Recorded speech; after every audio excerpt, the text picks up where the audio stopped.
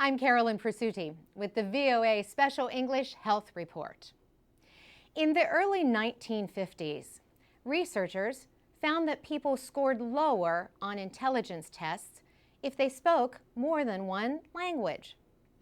Research in the 1960s found the opposite.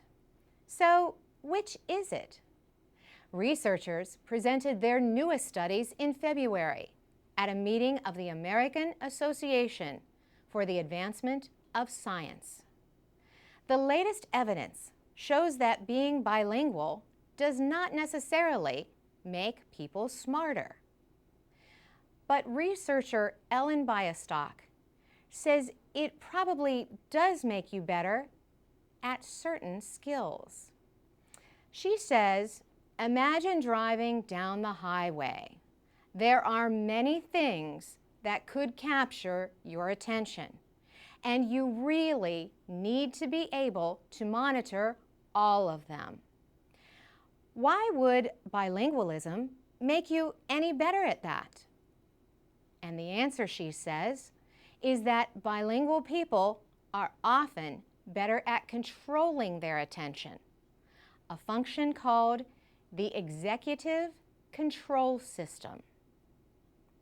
She says it is possibly the most important cognitive system we have. It is where all of our decisions about what to attend to, what to ignore, and what to process are made. Ms. Biastock is a psychology professor at York University in Toronto, Canada. She says the best method to measure the executive control system is called the Stroop Test. A person is shown words in different colors.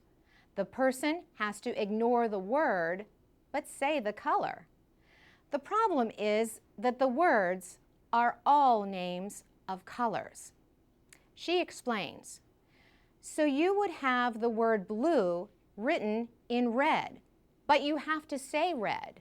But blue is just lighting up all these circuits in your brain, and you really want to say blue.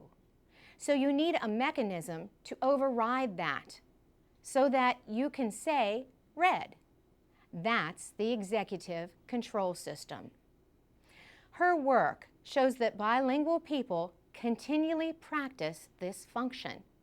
They have to, because both languages are active in their brain at the same time. They need to suppress one to be able to speak in the other. This mental exercise might help in other ways too. Researchers say bilingual children are better able to separate a word from its meaning and more likely to have friends from different cultures. Bilingual adults are often 4 to 5 years later than others in developing dementia or Alzheimer's disease.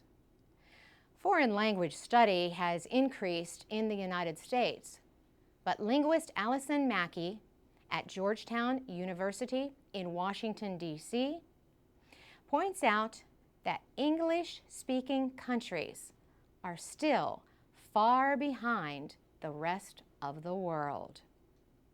For VOA Special English, I'm Carolyn Prasuti.